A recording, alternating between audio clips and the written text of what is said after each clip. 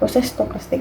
Kejadian stokastik adalah kejadian yang hanya dapat ditentukan distribusi frekuensinya. Jadi kejadian stokastik ini tidak dapat ditentukan fungsi dengan pasti, namun hanya berupa kisaran nilai yang belum dapat ditetapkan.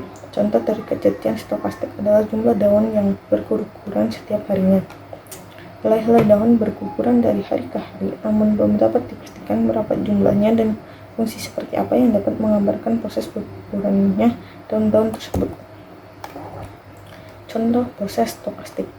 Jumlah penumpang bus. Sebagai contohnya, dalam saat jumlah penumpang bus ketika pagi hari mendekati jam kerja sangat banyak, jumlah ini akan berangsur-angsur menurun ketika jam kerja sudah dimulai dan menjelang jam istirahat.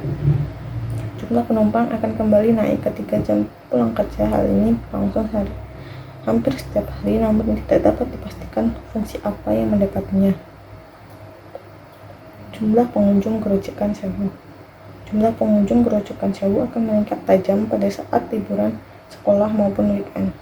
Namun setiap harinya juga terdapat pengunjung yang jumlahnya tidak menentu. Dari jumlah pengunjung ini tidak dapat ditentukan fungsi yang pasti, namun dapat didekati dengan suatu fungsi interval yang bentuknya akan meningkat pada saat weekend atau liburan panjang. Pengunjung warung makan.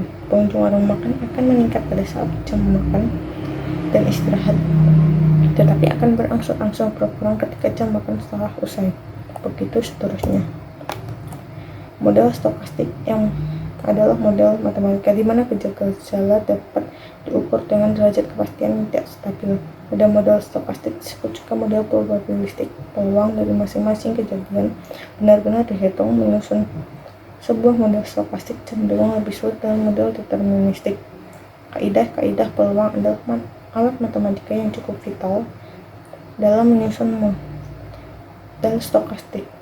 Contoh model stokastik adalah teori antrian dan teori permainan, di mana merupakan pengembangan dari riset operasi modern. Antrian check-in. Gambar di samping merupakan gambaran dari fenomena antrian yang sering terjadi di bandara, di mana para penumpang pesawat sedang mengantri untuk mendapatkan tiket mereka. Hal ini terjadi antrian panjang saat sebelum keberangkatan pesawat menuju rute yang ingin dituju. Maka dari itu fenomena sulit diprediksi karena masing-masing rute tentu berbeda jumlah penumpangnya. Calling population atau finite or infinite. Untuk antrian check-in ini tergolong dalam calling population yang finite karena populasi yang dilayani terbatas. Nah, sebelum melakukan check-in pesawat tentu dilakukan pemesanan pesawat terlebih dahulu, sehingga secara sistem keseluruhan pesawat tiket terdaftar dalam suatu database dan dapat dipastikan jumlah antrian yang ada. Antrian finite or infinite. Batasan panjang antrian dalam antrian check-in pesawat tergolong dalam antrian yang infinite karena antriannya tidak terbatas, atau dengan kata lain tidak ada keterbatasan tempat yang adanya antrian. Disiplin antrian dalam antrian check-in ini tergolong dalam first come first served atau first in first out, yang artinya bagi penumpang pesawat yang datang lebih dulu untuk melakukan check-in maka akan lebih dulu dilayani. Mekanisme pelayanan. Single channel, single fase berarti hanya ada satu jalur yang memasuki sistem pelayanan atau satu fasilitas pelayanan. Single fase berarti hanya ada satu pelayanan. Single channel, multifase. Istilah multifase merupakan adanya dua atau lebih pelayanan yang dilaksanakan secara berurutan dalam fase-fase. Sebagai contoh, pencucian mobil. Selanjutnya, antrian kasir supermarket. Gambar di samping merupakan fenomena antrian yang ada di supermarket, yang mana fenomena antrian yang mengular banyak ditemui saat-saat tertentu saja. Fenomena antrian tersebut banyak terjadi saat awal bulan, malam minggu, menjelang bulan Ramadan, atau hari raya yang lain. Dari segi calling population, untuk antrian kasir di supermarket tergolong dalam yang infinite, karena populasi yang dilayani tidak terbatas, karena datangnya para pelanggan supermarket tidak dapat diprediksi dan tidak dapat diketahui berapa jumlahnya setiap harinya. Dari segi antrian, tergolong dalam antrian yang finite karena antriannya terbatas, yaitu adanya keterbatasan tempat. Dari segi disiplin antrian, antrian kasir di supermarket tergolong dalam first come first serve, yang artinya bagi seseorang yang mengantri terlebih dahulu akan dilayani dan dapat keluar terlebih dahulu. Dari segi mekanisme pelayanan, antrian di kasir supermarket tergolong dalam single channel single pass, yang artinya hanya ada satu jalur yang memasuki sistem pelayanan atau ada satu fasilitas pelayanan. Single pass artinya hanya ada satu pelayanan. Selanjutnya, antrian BBM di SPBU. Gambar di samping merupakan fenomena antrian yang ada di SPBU, yang mana fenomena antrian di SPBU ini hanya terjadi di saat-saat tertentu, yaitu seperti saat akan terjadi kenaikan harga BBM, kebanyakan dari masyarakat akan mulai mengantri sebelum terjadinya kenaikan bahan bakar tersebut. Dari segi calling population, untuk antrian pengisian BBM di SPBU tergolong yang infinite karena populasi yang dilayani tidak terbatas. Datangnya para pelanggan SPBU tidak dapat diprediksi dan tidak dapat diketahui berapa jumlahnya setiap harinya. Dari segi antrian, batasan panjang antrian SPBU tergolong dalam antrian yang infinite karena antriannya tidak terbatas.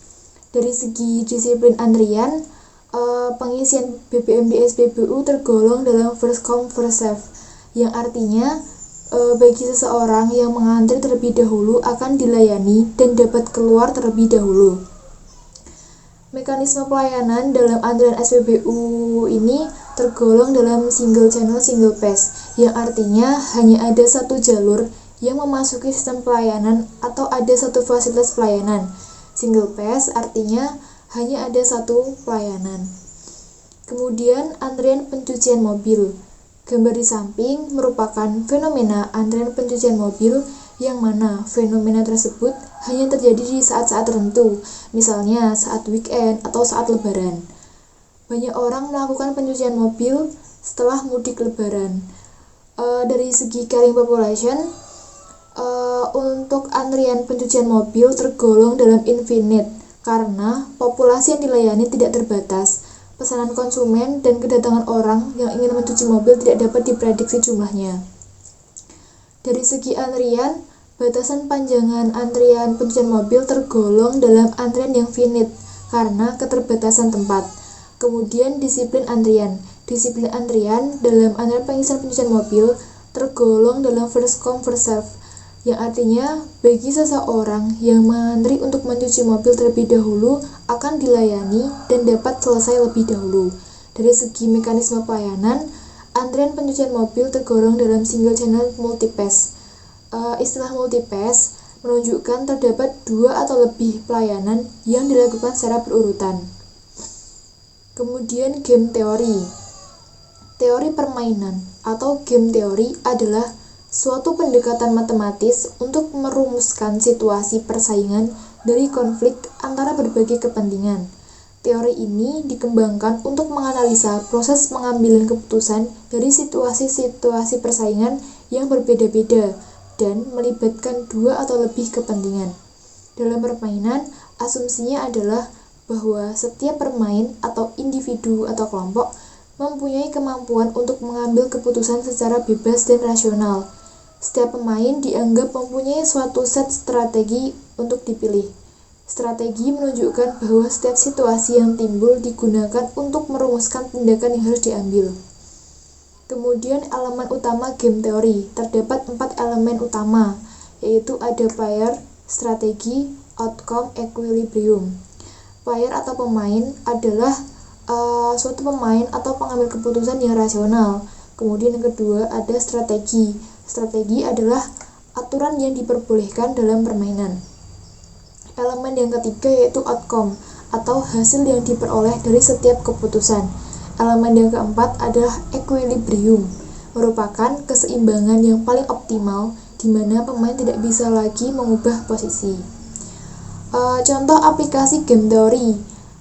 dapat diaplikasikan dalam seperti bisnis, politik, dan olahraga. Contoh dalam bisnis yaitu dalam perusahaan yang bergerak pada bidang yang sama, seperti Indomaret dan Alfamart, Shopee dan Tokopedia, Oppo dan Vivo, dan Toyota dan Daihatsu. Kemudian dari segi politik, partai politik yang berkoalisi menjadi dua kubu besar bersaing dalam pemilu, contohnya pemilihan gubernur dan pemilihan presiden.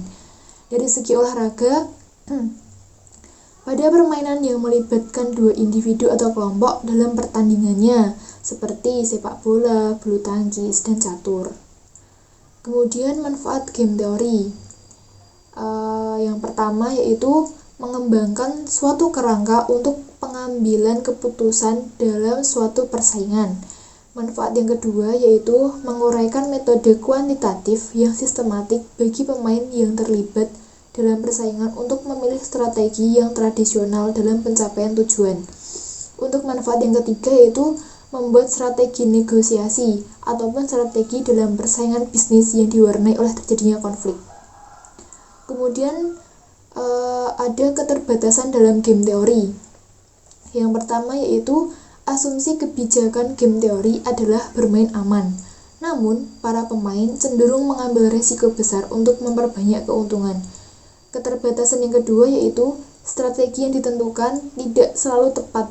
Terlalu banyak asumsi yang tidak sesuai kenyataan dan sulit dilakukan apabila lebih dari dua pemain. Pada suatu fasilitas kotak tool multi-crack, permintaan adanya pergantian tool terjadi menurut distribusi Poisson dengan rata-rata 17 plus X, permintaan pergantian per jam. Setiap clerk dapat menangani rata-rata 10 permintaan pergantian tool per jam. Biaya memperkerjakan clerk yang baru di dalam fasilitas tersebut adalah 12 plus Y per jam. Biaya hilangnya produksi per mesin yang menunggu kurang lebih sebesar 50 plus Z per jam. Tentukan jumlah clerk yang optimum untuk fasilitas tersebut dengan catatan NIM D600-220-203. X angka terakhir NIM anggota kelompok pertama yaitu 3, Y angka kedua terakhir NIM anggota kelompok pertama yaitu 0, Z angka ketiga terakhir NIM anggota kelompok pertama yaitu 2. Baiklah, saya akan melanjutkan penjelasan mengenai penyelesaian soal dari yang sudah disebutkan oleh rekan saya sebelumnya. Jadi, dari kelompok kami dalam penyelesaian soal tersebut menggunakan tabel seperti ini yang terdapat beberapa kolom. Yang pertama itu ada kolom model KI, lalu kolom lambda KI dengan satuan job per hari, lalu ada kolom mu KI dengan satuan job per hari, lalu ada kolom LSI dengan satuan job, EOCI dengan satuan dolar, EWCI dengan satuan dolar, dan ETCI dengan satuan dolar. Yang pertama itu ada kolom model KI. Jadi terdapat 24 model. Kemudian kolom lambda KI yaitu 20 untuk semua modelnya bernilai sama. Lalu kolom lambda KI dengan satuan job per hari itu didapatkan dengan rumus sama dengan kurung buka 24 dibagi kurung tutup 10 dibagi model KI dikali 1 dibagi 60 kurung tutup 2 kali. Untuk model pertama didapatkan nilai mu KI-nya yaitu 144 job per hari. Kemudian kolom LSI didapatkan dengan cara sama dengan kurung buka 2 kali lambda KI dibagi mu KI tutup kurung 1 kali dibagi tutup kurung buka 1 kali 1 dikurangi lambda KI dibagi mu KI lalu kurung tutup 2 kali.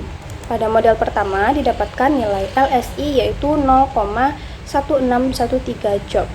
Lalu untuk nilai EOCI didapatkan dengan cara sama dengan 24 dikali nilai C1 yaitu biaya mempekerjakan clerk. Pada kelompok kami itu nilai C1-nya 12. Lalu dikunci dan nilai EOCI yaitu 288. Nilai EOCI ini bernilai sama pada setiap model. Kemudian nilai EWCI didapatkan dengan C2 dikunci, yaitu C2 merupakan biaya hilangnya produksi per mesin, kemudian dikali dengan nilai LSI.